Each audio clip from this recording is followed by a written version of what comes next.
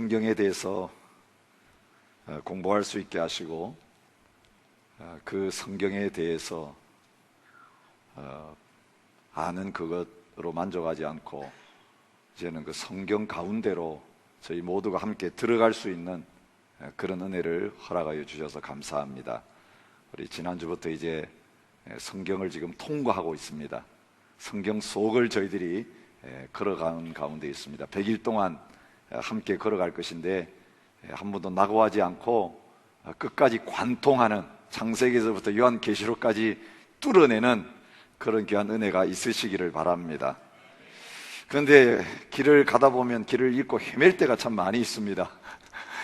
역길로 빠지는 경우가 참 많이 있습니다. 성경 창세기부터 요한계시록까지 그냥 하나님이 한 길을 쭉 가게 보여주셨는데 그 길을 제대로 찾지 못하면 이 하나님의 말씀이 재미가 없습니다. 말씀이 어렵기만 하고 이해가 되지 아니하고 읽으면 읽을수록 힘들어지는 그런 현상을 느끼게 됩니다. 지금 레위기를 통과하고 계시죠? 잘 통과하고 계십니까? 지금 그 제사 우리하고 아무 상관없는데 그 옛날에 했던 제사 지금 우리가 마륵을 또 읽어야 되는지 대부분 출애굽기에 20장부터 시작해서 이제 법이 나오기 시작하고 성막 만드는 거 나오기 시작하고 그 다음에 레위기 제사하는 거 나오면 많은 성도들이 1년에 한 번 읽겠다고 시작했다가 거기서 다 낙오하고 길을 잃어버리는 그런 경우들을 많이 보게 됩니다. 그래서 성경이 있는 가운데 하나님께서 이 수요일마다 그 성경 가운데 하나님이 열어놓으신 그 길을 저희들이 함께 발견하고 그 가이드를 받아서 그 성경을 관통하는 그런 여행을 할 수 있는 이 복된 시간 주셔서 너무너무 감사합니다. 오늘 우리가 성경을 수없이 읽어도 그 길을 발견하지 못하면 미신적으로 성경 말씀을 대할 때가 너무 많습니다. 여기서 조금 저기서 조금 내가 원하는 거 그냥 조금 읽고 내가 좋아하는 말씀 묵상해가지고 그것이 성경 말씀이라고 나무 하나 붙들고 가지 하나 붙들고 큰 숲을 보지 못하고 그렇게 신앙생활하는 경우들이 얼마나 많은지 모르겠습니다. 한 젊은 그리스찬이 체계적인 성경 공부를 하는 일에 아주 게을렀습니다. 매일 아침 일어나면 반드시 성경을 찾고 성경을 읽고 하루를 시작했습니다. 근데 어떤 방식으로 읽었느냐 하면요, 딱 눈 감고 주여 하면서 딱 펴가지고 나오는 그게 오늘 나에게 주시는 말씀이다. 그래서 눈이 딱 가는 그 구절을 한 구절 딱 택해가지고 그날의 말씀으로 받는 것이었습니다. 근데 큰 어려움이 없이 진행이 되다가 어느 날 문제가 생겼습니다. 성경을 딱 펼쳤는데 처음 들어온 구절이 마태복음 27장 5절이었습니다. 유다는 물러가서 스스로 목매어 죽은지라. 이게 무슨 말씀인지, 나보고 오늘 목매 죽으라고 하는 말씀인지 이게 충격으로 와닿았습니다. 그래서 오늘 한 번 더 펴봐야 되겠다. 그래서 다시 눈을 감고 성경을 펼쳤습니다. 두 번째로 눈에 들어온 말씀은 누가복음 10장 37절이었습니다. 가서 너도 이와 같이 하라. 아니, 너 뭐 확인하려고 그러냐, 그대로 하지. 이런 말씀을 들리니까 이제 가서 죽어야 될 밖에 안 남았는데 이게 회사로 가야 되느냐 죽으러 가야 되느냐, 여러분 말씀 앞에 순종해야 되는데, 그래서 삼시세번 한 번 더 눈 감고 성경을 펼쳤습니다. 요한복음 13장 27절이었습니다. 예수께서 유다에게 이르시되 내 하는 일을 속히 하라. 여러분, 문맥을 모르면, 이 말씀이 들어있는 앞과 뒤의 말씀을 모르고 그 말씀 한 구절만 탁 뽑아가지고 나한테 주시는 말씀 이렇게 받으면 결국 이 청년처럼 속히 죽으러 갈 수밖에 없는, 그 말씀이 자살을 조장하는 그 말씀으로 와닿을 수 있는 거예요. 여러분, 전도서만 열심히 읽는 사람은 허무주의를 말씀에서 발견합니다. 아, 인생 허무하구나. 여러분, 아가서만 좋아하는 사람은 성경이 연애책인 줄 압니다. 새해가 되면 송구 영신 예배 드릴 때 많은 교회에서 말씀 뽑기 하는 것을 보게 됩니다. 해보신 적이 있으시죠? 말씀 뽑기 해가지고 한 해에 무슨 말씀을 주실까 이래가지고 그 함에 나와가지고 탁 뽑아가지고 이렇게 해서 그 말씀 뽑은 거 하나 가지고 한 해를 살아가는 어리석은 그리스도인들이 얼마나 많은지 모릅니다. 제가 중학교 때 여수에서 살았는데요, 학교 끝나고 나면 부둣가를 한 번씩 나갔어요. 부둣가에 나가면 참 재미있는 일들이 많이 있습니다. 온갖 야바이꾼들이 있고, 또 박포장기 두려고 또 사람들 앉혀놓고 또 돈 걸고 속이는 사람이 있고. 그런데 제가 그때 봤던 재미있는 광경 하나가 점치는 사람이었어요. 사람이 돈을 내면 점을 쳐줍니다. 근데 무슨 식으로 점을 치냐면, 새 한 마리가 앉아 있는데 쫙 돈 내고 가 그러면 가가지고 뭐 하나를, 종이를 하나 딱 뽑아가지고 나와요. 새가 뽑아주는 그 종이를 가지고 그 사람의 운명을 점치는 거예요. 여러분, 우리 벨필드에 있는 중국집에 가면 요리 식기 먹고 마지막에 하면 과자 하나를 줍니다. 그 딱 부수면 거기에 글자가 하나 들어있어요. 여러분, 성경을 부적식으로 그렇게 대하는 그리스도인들이 얼마나 많은지 몰라요. 그래서 하나님의 말씀이 무엇을 의미하는지를 제대로 알지 못하고 다 쪼개가지고 그거 다 잘라가지고 그 중에서 하나하나 내한테 하나님이 오늘 주시는 거 그냥 뽑아가지고 그대로 살아가려고 하는 그런 그리스도인들이 참 많이 있습니다.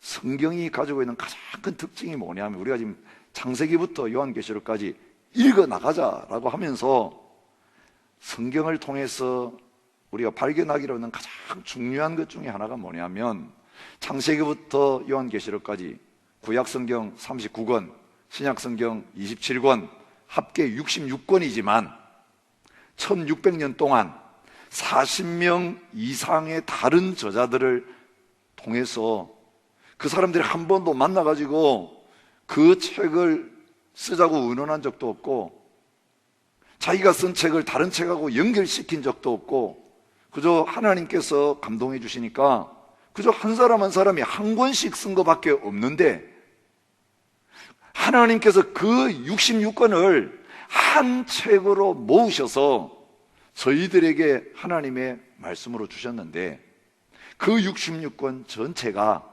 한 책이라고 하는 사실, 통일성을 가지고 있는, 그리고 그 내용 자체가 처음부터 끝까지 모순되지 않고 일관되게 쓰여진 책이라고 하는 사실을 바르게 아는 것이 참 중요합니다. 저자는 하나님이십니다. 거기에 한 가지 주제가 나타나 있는데, 예수 그리스도를 통한 하나님의 구원이라고 하는 주제가 나타나고 있습니다. 여러분, 성경의 모든 것을 꽉 짜면 피가 나온다는 이야기 있잖아요. 성경을 꽉 짜면 거기에 피가 나오고 예수님의 보혈이 나오고, 성경을 까고 까면 그 중심에 예수님이 나오고, 그 예수님이 나온다는 것은 그 예수님을 통해서 죄인인 저희들을 구원하시는 하나님의 기쁜 소식이 거기 들어있다는 것입니다. 오늘도 우리가 베드로전서 묵상하면서 우리가 하나님 앞에 기뻐해야 될 이유가 뭐냐? 바로 구원이라고 말하고 있습니다. 근데 그 구원은 예수님, 신약시대의 예수님을 통해서만 주어진 것이 아니라는 것입니다. 구약시대의 성경을 기록한 선지자들도 성령께서 그들에게 가르쳐 주시는 대로 앞으로 임할 그 구원에 대해서 성령의 감동을 받아서 기록했고, 그들이 기록한 그 구원이 이제는 말세에 예수님이 오심으로 말미암아 완성이 되어졌다라고 하는 사실을 말하고 있는 것입니다. 예수님을 통해 이루어지는 놀라운 구원의 기쁜 소식, 이것이 성경 전체를 흐르고 있는 주제라고 할 수 있습니다. 성경은 이것저것 한 절 한 절 뜯어 붙여가지고 모아놓은 그런 모음집이 아닙니다. 전집도 아닙니다. 한 권의 책, 하나님께서 오늘 모든 하나님의 백성들과 죄인들에게 하나님께서 전달하고자 하시는 한 메시지를 전달하기 위해서 쓰신 책이라고 하는 것을 성경 기록해주고 있습니다. 보여주고 있습니다. 그런데 그 성경 전체를 읽어보면 하나님께서 뭔가를 계속 약속하고 계시는 것을 보게 됩니다. 그래서 어떤 분들은 성경의 주제가 뭐냐? 예수님을 보내주실 것이다. 하나님의 구원을 이루어 주실 것이라고 하는 약속이다. 언약이다. 그래서 성경을 관통하는 주제는 언약이다. 그렇게 주장하는 사람도 있습니다. 물론 그렇습니다.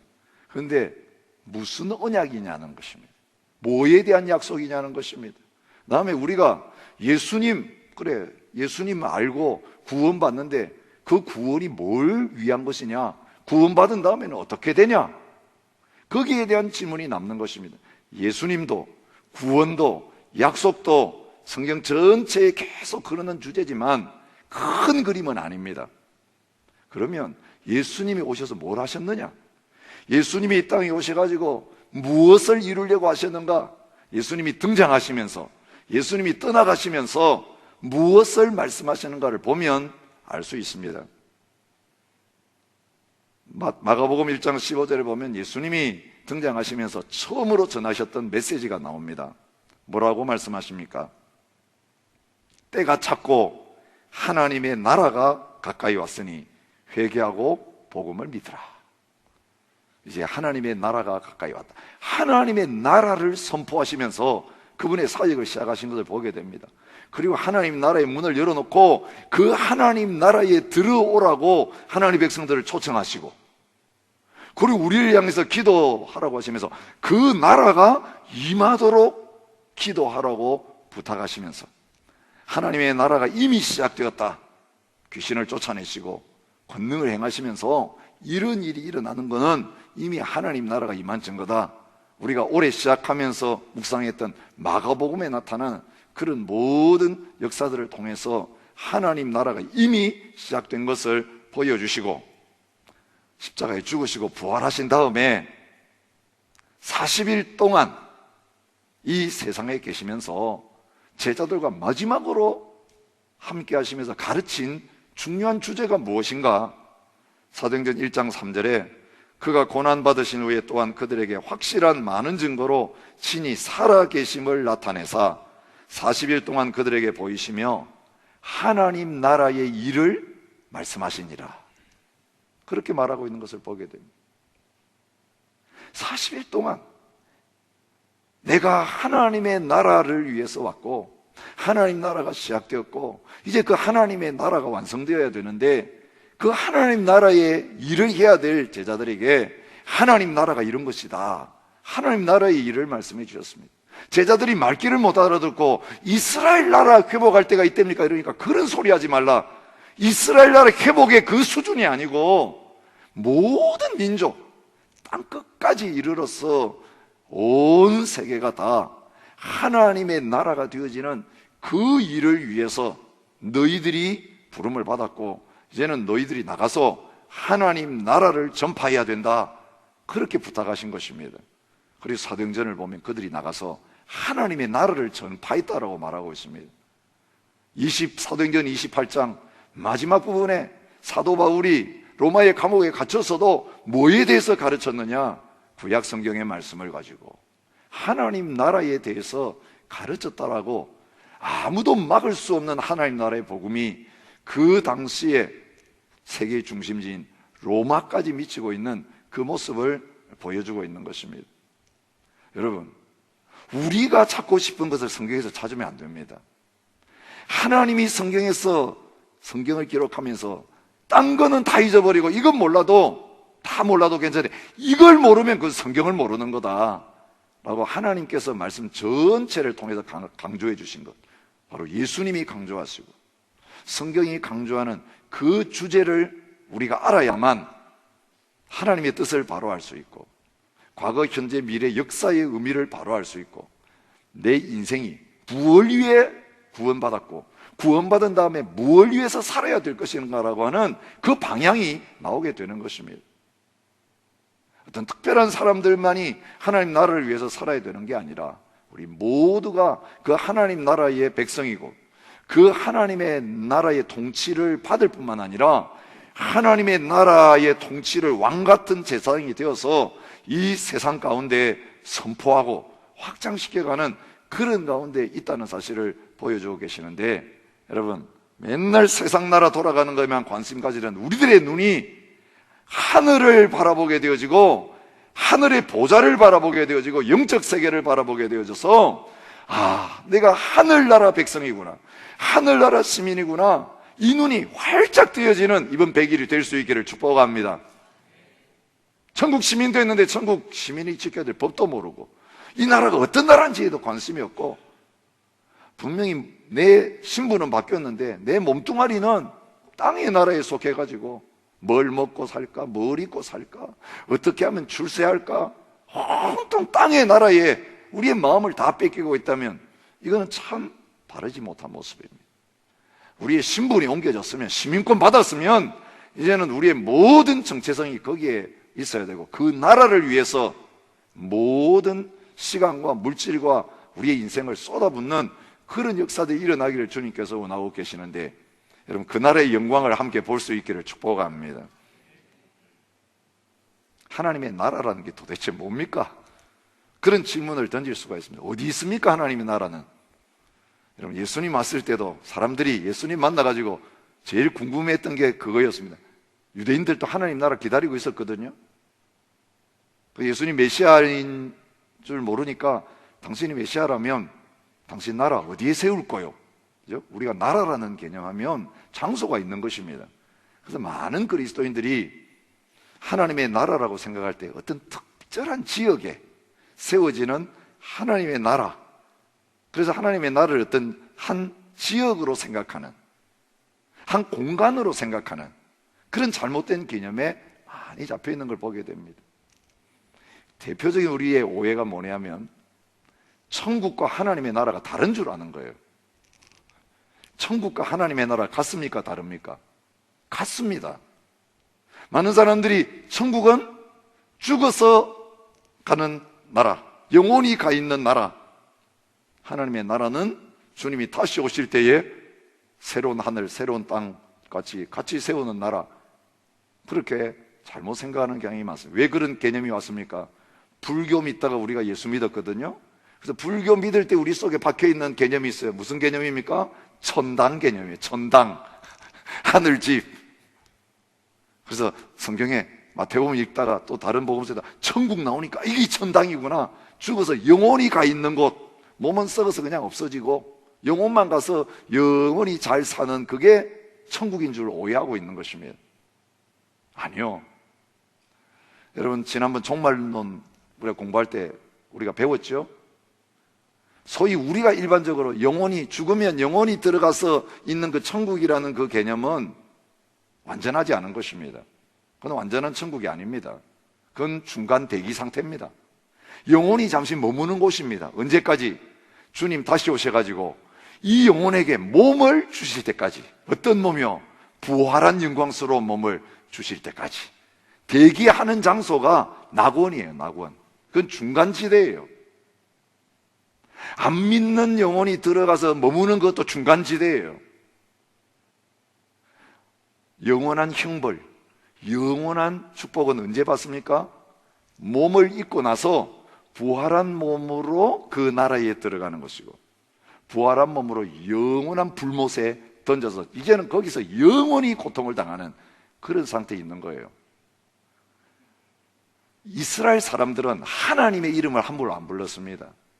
그래서 하나님이란 말을 감히 못 불렀기 때문에 유대인들을 향하여 쓴 편지인 마태복음에는 하나님 나라라는 하나님 이름 대신에 하나님 계신 하늘, 그래서 하나님을 직접 못 부르니까 하나님 대신 하늘이라는 표현을 쓰면서 하나님의 나라를 하늘나라라고 그렇게 표현했을 뿐이에요.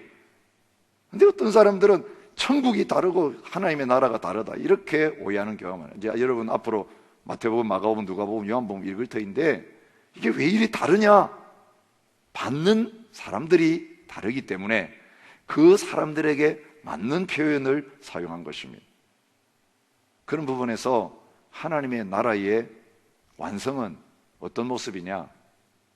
영혼만 들어가는 그것이 아니라 부활한 몸이 실제적으로 새 하늘과 새 땅 가운데서 영원히 살아가는 것입니다. 그걸 뭐로 장담하십니까? 저한테 묻는다면 오늘 드릴 수 있는 대답이 이겁니다. 예, 처음 하나님께서 세상을 만드셨을 때에 하나님의 나라가 어떤 것인지 원형을 보여주셨습니다. 하늘과 땅을 만드신 하나님이 하늘 땅 만들고 사람 만들어가지고 뭐 하려고 하셨는지, 하나님이 이 세상을 왜 만드셨고 우리를 왜 만드셨는지 그 이유를 보여주는 원형이 바로 이 창세기 1장 2장에 나타나는 것입니다. 그것이 하나님의 나라의 원형입니다. 여러분, 이 하나님 나라의 원형이 없어졌다가 다시 회복되어질 것을 성경이 말하고 있는데, 그 회복되어질 하나님 나라의 모습이 나타나는 곳이 어디냐면 요한계시록 21장, 22장. 그 마지막 두 장에 나타난 하나님의 나라, 천국의 모습이 무엇과 같은 줄 아시죠? 에덴 동산에서 쓰여졌던 모든 개념이 거기에 그대로 나타나고 있는 것을 보게 됩니다. 신락원, 복낙원. 예, 에덴을 낙원이라고 부르죠. 낙원을 잃어버린 인간이 그 낙원을 다시 되찾는 것입니다. 오늘 아침에 구원에 대해서 묵상했는데, 구원은 뭐냐면요, 하나님의 창조 질서가 회복되는 거예요. 잃어버렸던 하나님의 나를 되찾는 것이 구원이에요. 내 영혼만 들어가는 거, 그 구원 아닙니다. 내 몸도 변화되어야 되고, 우리 몸만 달랑 돌아다니면 그게 무슨 재미있는 구원이겠습니까? 아니요. 하나님께서 하늘과 땅도 다 새롭게 변화시키셔서 저희들이 이 자연 세계 속에서 더불어 살면서 하나님이 우리에게 맡겨주셨던 그 사명을 이제는 실패하지 아니하고 잘 감당하는 그런 자리로 돌아가는 것이 구원이에요. 그래서 하나님의 구원은 총체적이에요. 사람만 구원받는 게 아니고 온 자연과 피조 세계까지 다 회복되는 것이에요. 그래서 만유가 예수 그리스도로 말미암아 통일되어지는 그것을 주님께서 기대하고 계신다는 것입니다. 하나님이 만드셨던 에덴 동산은 그 하나님의 나라가 어떠한가를 보여주고 있습니다. 하나님의 나라는요, 왕이 있어야 되고 백성이 있어야 되고 그리고 땅이 있어야 됩니다. 성경의 역사를 여러분이 쭉 읽어가시면서 이제는 하나님께서 그 백성을 어떻게 준비하고 계시고 그 땅을 어떻게 준비하고 계시는지를 발견하셔야 합니다. 창세기에는 그 백성을 준비하시는 과정이에요. 그 백성이 애굽에 들어가 가지고 이제는 하나님의 군대로까지 준비되어지는 그 일이 끝난 다음에 백성이 준비됐을 때 주시는 게 뭡니까? 약속된 땅을 주시는 거예요. 백성도 없는데 땅을 줘봐야 누가 거기에 주인 노릇 하겠어요? 그 하나님께서 한 명의 씨도 없는 아브라함을 불러가지고 그 씨가 하늘의 별처럼 땅의 모래처럼 번성하겠다 해놓고, 그리고 그 약속이 이루어지는 것입니다. 그리고 그게 준비되었을 때 너가 밟는 이 땅을 너와 내 자손들이 차지하게 될 것이다, 가나안을 주시겠다고 한 그대로 그 땅을 허락하고 계시는 것을 보게 됩니다. 근데 여러분, 성경 역사를 보면 우리가 살펴보겠지만 땅도 있고 백성이 있는데 그들이 망한 이유가 뭡니까? 왕을 제대로 모시지 못했기 때문입니다.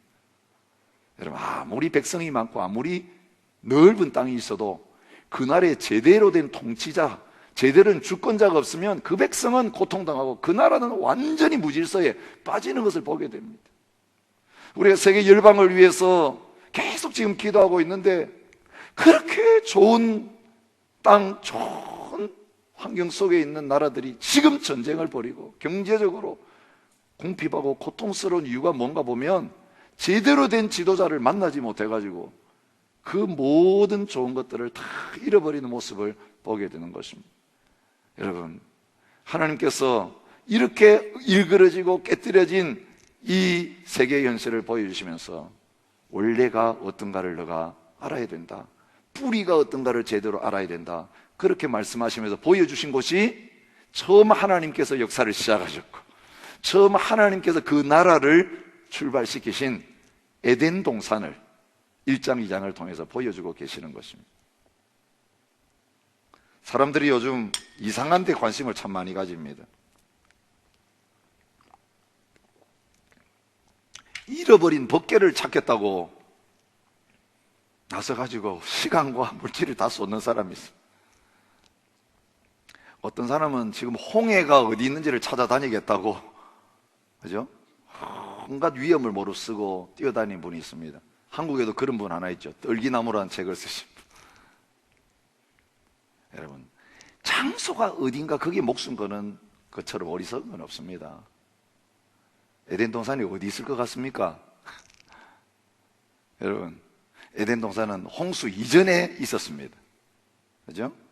지금 홍수 이후에 온 지구 환경이 다 바뀌었습니다. 산이 솟아오르고 꺼져가지고 바다가 되고, 그러니 그 장소가 어디쯤인가 대충은 짐작할 수 있지만 그 장소 우리가 안다고 해서 아무 의미가 없는 것입니다.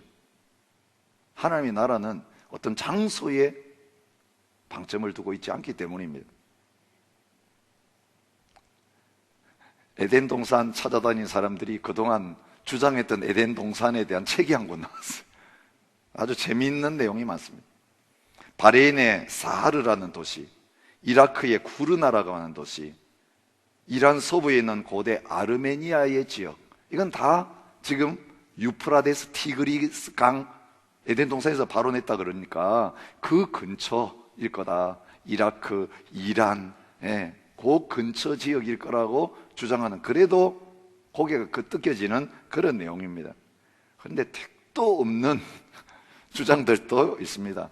아프리카라고 주장하는 데도 있습니다. 사람도 있습니다. 더 재미있는 건 북극이다. 여러분, 어떤 사람은 미국이라고 주장했어요. 어떤 사람은 중국이라고 확신 있게 주장하는 학자도 있었습니다. 웃기는 것은 대한민국의 에덴 동산이다. 아주 그럴듯하게 성경을 풀이해가지고, 이게 요즘 비유풀이하는 그런 이단들이 하는 짓이에요. 여러분, 내가 하고 싶은 걸 탁 정해놓고 성경을 이용해가지고 그걸 증명하는 방법처럼 쉬운 건 없습니다. 이리저리 풀어가지고 짜맞춰가지고 암호 풀듯이 봐라, 이처럼 신비한 걸 하나님이 감춰 두셨어 이러면서 쫙 풀이하면요, 전무후무한 하나님의 계시를 받은 신령한 분으로 통하게 되어 있습니다.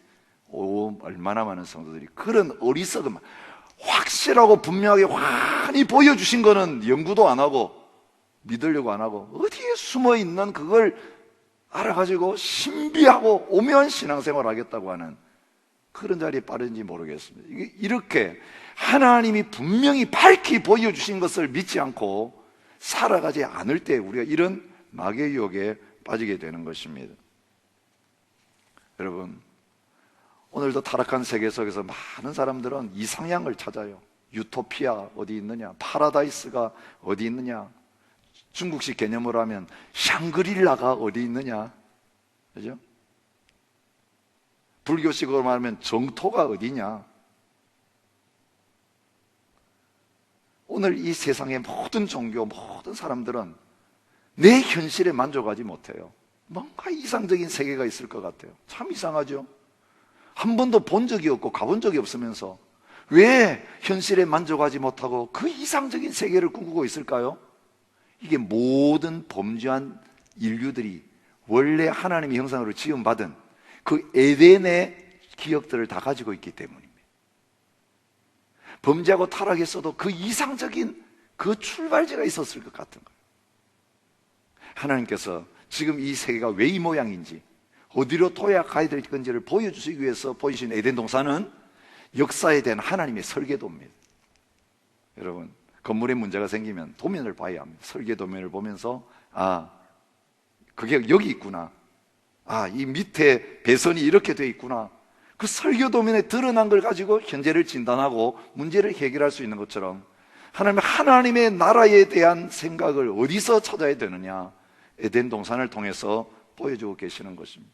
여기에 그 에덴 동산의 왕이신 성삼위 하나님이 등장하고 있는 것을 봅니다. 창조주 하나님, 그분이 왕이십니다. 여러분, 만드신 분에게 주권이 있는 거예요. 만든 사람이 주인이에요. 온 세계와 모든 만물과 사람은 그냥 생겨난 것이 아니라 만드신 분이 있다는 거예요. 진화론은 마귀의 사상이에요. 왜냐하면 스스로 만들어졌다고 믿기 때문이에요. 스스로 만든 것에는, 만들어진 것은 주인이 없습니다. 섬겨야 될 대상도 없습니다. 종교도 필요 없습니다. 그래서 유물론에는 무신론이 나오게 되어 있는 것입니다. 진정한 하나님을 섬기는 그 신앙은 창조주 하나님을 인정할 때만, 만드신 그분이 있기 때문에, 만드신 분이 그냥 놀려고 만드는 거 아니고, 장난으로 만든 게 아니고 목적을 가지고 만드신 게 있으니까 그분의 목적이 있을 것이다. 그 목적을 발견하는 게 행복한 길이다. 그렇게 창조 하나님을 인정할 때에만 오늘 우리의 인생의 목적을 고민하고 또 우리의 삶의 방향을 정하는 일이 있을 수 있는 것입니다. 창조주 하나님이 왕이 되시다고 하는 사상은 성경에 많은 곳에서 표현되고 있지만 대표적인 두 곳만을 인용해 드리겠습니다. 시편 95편 1절부터 7절에 말합니다. 오라, 우리가 여호와께 노래하며 우리의 구원의 반석을 향하여 즐거이 외치자. 우리가 감사함으로 그 앞에 나가며 시를 지어 즐거이 그를 노래하자. 여호와는 크신 하나님이시요 모든 신들보다 크신 왕이시기 때문이로다. 왜 하나님이 왕이시냐?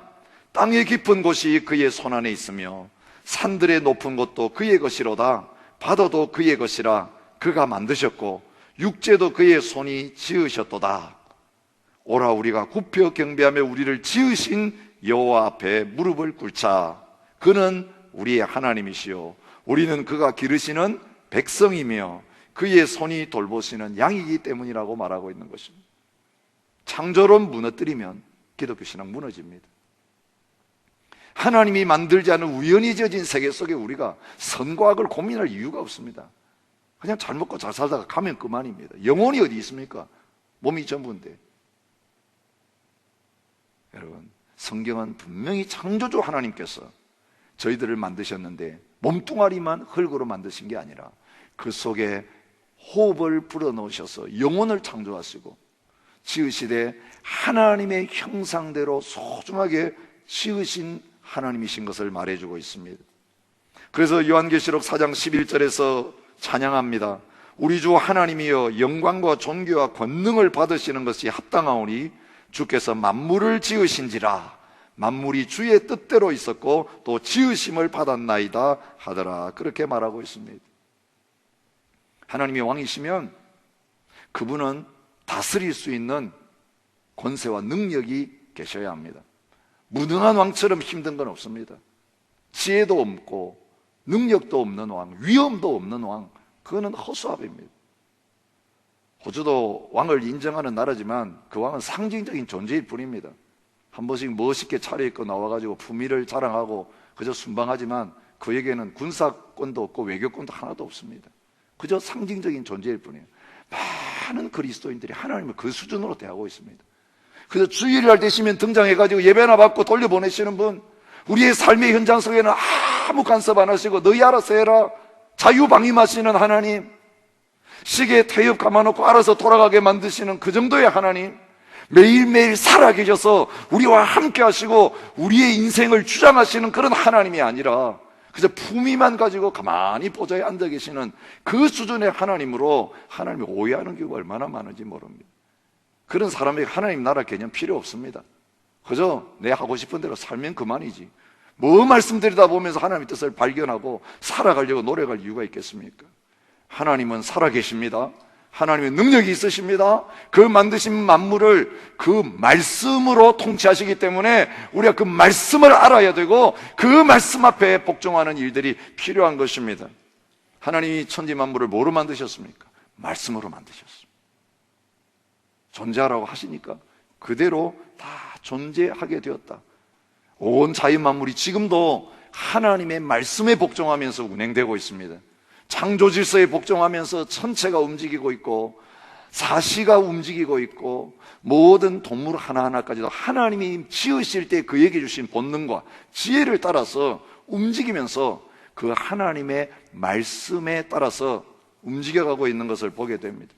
그리고 사람을 만드셨을 때에도 하나님이 말씀으로 사람을 다스리려고 하시는 것을 보게 됩니다.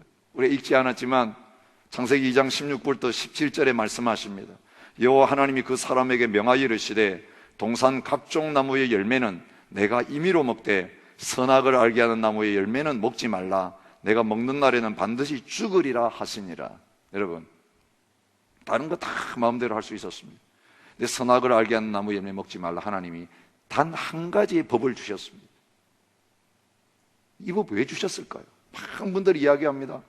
왜 선악과를 만드셔가지고 우리를 힘들게 하십니까? 죄를 짓게 만드셔가지고 우리 고생하게 만들까요? 하나님 앞에 그렇게 불평하는 사람이 있습니다만은 아니요. 하나님은 하나님의 나라를 건설하려고 하셨지 인간 왕국을 건설하려고 하신 것도 아니고 동물 왕국을 세우려고 하신 것도 아닙니다. 하나님이 다스리기를 원하셨습니다. 하나님이 왕으로서 사람들을 다스리고 자연 만물을 다스리기를 원하셨습니다. 그래서 하나님이 왕이시고 너는 내 백성이다. 그것을 확실하게 표현하는 게 법입니다. 그게 하나님의 법인 십계명이 있기 전에, 다른 율법이 있기 전에 단 한 가지 법 주셨는데 선악을 알게 하는 나무의 열매 따먹느냐 안 따먹느냐에 따라서 너가 내 백성 되느냐 아니면 나에게 반역하느냐가 결정되어지는 원리인 거예요. 말씀이 없이는 나라가 설 수가 없는 것입니다. 오늘 우리는 말씀 없이 살기를 좋아해요. 그래서 성경 제쳐놓고 그냥 내 생각대로 뛰어다니기를 좋아하는 거예요. 결국 망하는 길로 가게 되는 것입니다. 무질서 가운데 가는 것입니다. 하나님 우리를 그런 존재로 안 지으셨다는 거예요. 처음부터 나라를 세우셨습니다. 그분은 왕이시고 그 왕은 백성들에게 법령을 공포하셔서 통치하시는 분인데 선악을 알게 하는 나무의 열매를 먹지 말라. 그것이 너의 생명과 죽음을 결정하는 것이다. 그리고 실제로 그걸 집행하실 수 있는 권한을 가지신 왕이셨습니다. 그래서 에덴 동산은 하나님이 왕으로 사람을 다스리시는 왕국이었고 온 짐승들과 온 자연 만물과 우주를 사람을 통해서 다스리시는 왕국이었습니다. 그런 부분에 하나님 나라에서는요 사람이 아주 중요한 위치를 차지하고 있습니다. 하나님은 직접 통치 안 하시고 자연 만물 다 만들어 놓고 누구에게 통치를 맡기셨느냐 하면 하나님의 형상으로 지음받은 인간에게 통치를 맡기셨습니다. 오늘 말씀이죠. 다스리게 하자. 다스리게 하자. 모든 것 하나님께서 사람에게 맡기셨어요. 자연 만물은 우리의 주인이 아니라 우리의 종입니다. 근데 전제 조건이 뭡니까? 우리가 하나님과 바른 관계 속에서 하나님을 왕으로 모시면 온 자연 만물도 우리를 왕으로 생각하고 우리 발 앞에 복종하고, 우리가 하나님께 반역하면 자연 만물도 반역해서 우리를 향하여서 대적하는 그런 관계 속에 들어오도록 하나님이 지으신 것입니다. 여러분, 사람이 무너지면 온 세계와 땅과 하늘과 질서를 마귀가 무너뜨릴 수 있기 때문에 하나님의 권한을 위임한 인간에게 사탄은 영적 공격을 하고 인간을 넘어뜨리는 그런 작전으로 아담 하와를 공격에 들어온 것입니다. 우리 다음 시간에 그 하나님 나라가 어떻게 이제 죄로 말미암아 무너졌는가를 보게 될 것인데요, 사람의 위치가 그만큼 중요하다는 걸 알아야 합니다. 만약 이 사람이 없었다면 하나님 너무 식은 죽 먹기로 문제를 해결하셨을 거예요. 하나님 나라 질서 깨뜨리면요 바로 하나님 회복시키면 그만입니다. 근데 하나님의 형상으로 자유를 가진 인격적인 존재인 사람에게 그것을 맡겨주셨기 때문에 하나님은 기계처럼 동물처럼 사람을 대하지 않으시고 스스로 하나님을 인정하고 돌아올 수 있도록 하게 만드시려고 하나님께서 예수 그리스도를 보내시고 하나님의 놀라운 구원의 계획을 만드셔서 사람을 회복시켜서 왕의 자리에 앉게 하시고, 이 왕의 권한을 다시 회복했을 때에 사람이 무너뜨렸던 하나님의 나라의 질서를 회복된 사람을 통해서 그를 정직이로 쓰시면서 대리 통치자로 쓰시면서 회복시켜 가기를 원하고 계신다는 것입니다. 이게 창세기 에덴 동산에 나타나 있는 원리예요. 그래서 오늘 우리 자신이 어떤 자리에 서 있는가에 따라 하나님의 나라를 세울 수 있는 자리에 서기도 하고 마귀에게 종로로 다니면서 하나님 나라의 방해꾼, 반역자의 역할을 할 수도 있는 것을 하나님께서 에덴 동산에서 사람을 특별한 하나님의 형상을 따라 하나님 대신 다스리는 존재로 세우시면서 보여주신 것입니다. 그리고 에덴 동산은 잠시긴 하지만 그 기간이 얼마인지는 잘 모르지만 하나님의 나라가 완전하게 이루어졌을 때에 얼마나 아름답고 멋있게 그 나라가 복을 누리고 살아가게 되는 나라인가, 얼마나 하나님의 나라가 이루어졌을 때 그 모습이 아름다운가 하는 것을 보여주고 있는 것입니다. 하나님 보시기에 좋았더라. 여러분, 세상은 전부 다 악하게 창조된 게 아닙니다. 보시기에 좋았습니다. 너무너무 아름다운 모습이 있습니다. 하나님과 사람 사이에 아름다운 영적인 교제가 있었습니다. 그리고 하나님이 지으신 사람들끼리는 언제나 연합과 하나됨이 있었습니다. 내 뼈 중에 뼈요 살 중에 살이로다. 복종하고 사랑하는 아름다운 관계가 있었습니다. 모든 피조물들이 다 사람에게 복종하는, 이 피조물 때문에 고통당하거나 해를 입는 일이 전혀 없는 아름다운 땅이었습니다. 하나님이 다스리는 그 나라의 가장 중요한 특징 하나를 오늘 이 1장 2장에서 찾으라면 안식입니다. 안식. 우리가 죄 지은 다음에 잃어버린 것 중에 하나가 뭐냐면 안식입니다. 주님이 이 땅에 오셔서 수고하고 무거운 짐진 자들아 내게로 오라, 내가 너희를 쉬게 하겠다고 말씀했어요. 지금 우리 율법 공부하는 가운데 안식일에 대해서, 안식년에 대해서 왜 이렇게 하나님이 이스라엘 백성에게 지키라고 하실까? 하나님의 창조 목적, 하나님 나라에서만 누릴 수 있는 게 바로 안식이기 때문에 그렇습니다. 여러분, 6일 동안 창조를 마치신 다음에 주님께서 모든 것을 쉬시면서 뭐라고 하셨습니까? 7째 날에 자신이 안식하셨다고 말합니다. 근데 혼자만 안식하신 게 아니라 7째 날을 복되게 하사 거룩하게 하셨으니, 7째 날 복 주셔가지고 하나님 형상으로 지음받은 모든 사람과 자연 만물들이 하나님이 통치하시는 에덴 동산 그 나라에서는 안식을 누리면서 일하고, 안식을 누리면서 예배하고, 안식을 누리면서 서로 섬기는 이런 관계 속에 있게 하신 것입니다. 하나님 나라에 들어갈 때 하나님이 그 안식을 다시 회복해 주실 것입니다. 하나님의 나라가 임할 때 이 힘들고 어려운 우리의 인생고가 다 벗겨지게 될 것입니다. 우리를 괴롭게 하고 힘들게 하는 것이 다 끊어지게 될 것입니다. 이 창세기 1장 2장을 묵상하면서 주님, 이게 하나님의 원래 계획이었군요. 이게 하나님의 목적이었군요. 그리고 우리가 원래 지음받은 그 자리로 돌아가야 되는데 이곳이 바로 우리가 다시 돌아가야 될 그 출발점이군요. 여러분, 하나님이 설계하신 건 반드시 하나님께서 완성하실 것입니다. 저와 여러분들을 그 자리에 세울 것입니다. 가짜 왕들을 다 몰아내고 우상들과 이 마귀와 악한 영들을 우리에게서 다 쫓아내고, 이 에덴에서 하나님만이 왕이셨던 하나님 한 분만을 높이고 하나님의 말씀만이 법이 되고 거기에 기쁨으로 복종하면서 생명나무의 열매를 먹고 생명 강가에서 그 아름다운 보석과 영화로운 그 모든 것들을 우리의 것으로 누리는 이 모습, 하나님이 저와 여러분에게 주신 특권이고 다시 회복시키기를 원하시는 정체성이고, 이제는 예수 그리스도를 통해서 우리에게 허락하기를 원하시는 구원의 영광스러운 모습입니다. 여러분, 이 영광스러운 이 모습 늘 잊지 말고 기억하면서 이 하나님의 말씀 가운데서 그 하나님의 뜻과 계획이 어떻게 이루어지는가를 함께 발견하는 저와 여러분들이 되셨으면 좋겠습니다. 우리 함께 하나님의 나라를 구하면서 찬양하며 나갔으면 좋겠습니다.